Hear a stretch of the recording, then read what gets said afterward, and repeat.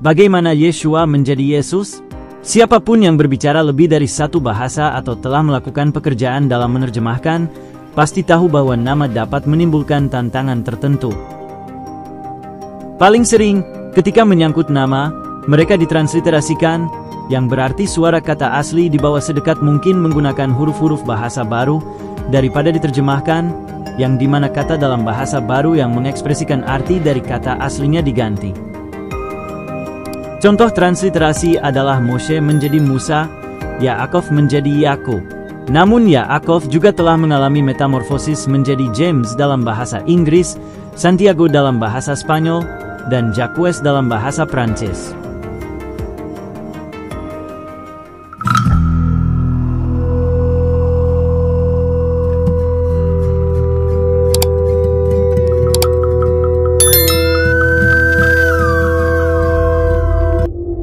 Sekarang kita akan melihat bagaimana nama pemberian juru selamat, yaitu Yeshua, menjadi Yesus. Pada abad pertama, Judea dan Galilea, nama Yeshua diucapkan dengan ucapan Yeshua, sangat umum, dan berbagi tempat kelima dengan El-Azar atau Lazarus dalam popularitas sebagai nama untuk pria Yahudi. Nama laki-laki yang paling populer pada waktu itu adalah Shimon atau Simon, Yosef atau Joseph, Yehuda atau Yudas, dan Yochanan atau John. Di Tanah Suci pada masa Mesias, bahasa Aram telah menggantikan bahasa Ibrani dalam percakapan sehari-hari, meskipun bahasa Ibrani tetap menjadi Lishon Hakadosh atau bahasa suci, dan digunakan dalam ibadah dan doa sehari-hari. Alfabet Ibrani modern sebenarnya adalah huruf Kasdim atau Babilonia, yang menggantikan aksara Paleo-Ibrani setelah penawanan. Menariknya, pada zaman Yesus, karakter Paleo-Ibrani digunakan untuk menulis dalam bahasa Aram. Yeshua adalah versi Aram dari nama Ibrani Yehoshua atau Joshua, dan berarti Yehova yang menyelamatkan. Pada zaman Nehemia, Yosua dikenal sebagai Yeshua, yaitu putra Nun.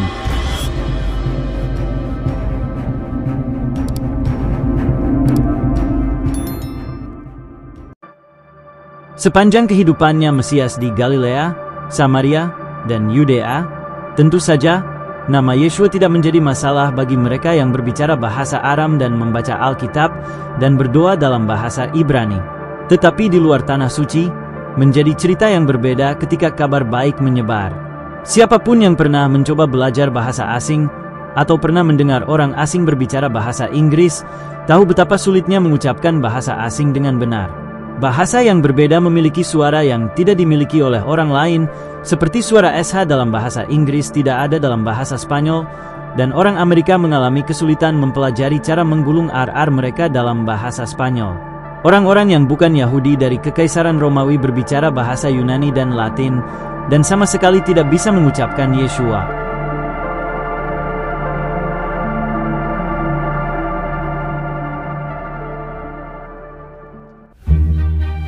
Suara terbatas dalam bahasa Yunani. Oleh karena itu, ketika Injil ditulis dalam bahasa Yunani, para penginjil memiliki masalah yang nyata tentang bagaimana mereka dapat menerjemahkan nama Yesus ke dalam bahasa Yunani yang dapat diterima. Huruf Y awal itu mudah. Para penginjil dapat menggunakan huruf Yunani iota, ditulis I, karena diucapkan seperti Y dan bunyi berikutnya adalah vokal, dan itu sedikit lebih sulit. Berbeda dengan bahasa Yunani, semua huruf alfabet Aram Ibrani adalah konsonan. Tanda untuk vokal tidak ditemukan oleh ahli Taurat Masoret sampai beberapa abad setelah Mesias. Titik dan garis sederhana ditempatkan di atas atau di bawah huruf. Vokal pertama pada nama juru selamat diucapkan seperti E dalamnya, dan para penginjil percaya bahwa mereka dapat memperkirakan bunyi itu dengan menggunakan huruf Yunani terdekat yaitu eta, yang memiliki bunyi EI seperti huruf A. Kemudian diikuti yang pertama dari dua masalah yang hampir tidak dapat diatasi dengan pengucapan Ibrani dan Aram. Tidak ada huruf untuk bunyi SH dalam alfabet Yunani. Nama yang akrab seperti Sulaiman sebenarnya adalah Shlomo dalam bahasa Ibrani. Simpson adalah Simpson, dan Samuel adalah Samuel.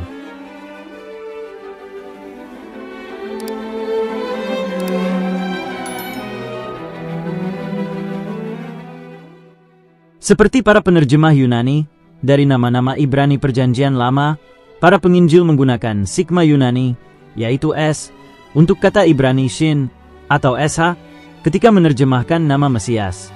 Huruf berikutnya dalam nama Aram, yaitu Yeshua adalah huruf Ibrani Waw, yaitu Vav Ibrani modern, yang di sini mewakili suara seperti OO. Mudah bagi penginjil untuk menduplikasi suara tersebut dalam bahasa Yunani. Dibutuhkan dua huruf, yaitu Omikron, yaitu O, dan Upsilon, yaitu U. Tetapi penggantian yang mudah itu diikuti oleh masalah terbesar dari semuanya, yaitu suara terakhir. Dalam bahasa Yunani, tidak ada pengganti untuk huruf Ibrani Ain. Meskipun Ain tidak memiliki suaranya sendiri, ia mengontrol suara vokal. Dalam hal ini, bunyi U di akhir Yeshua mudah dibunyikan dalam bahasa Yunani atau Latin sebagai A dalam kata Vater. Sebuah akhir pada sebuah nama, bagaimanapun, paling sering feminin dalam bahasa Yunani dan Latin, seperti dalam bahasa Spanyol modern.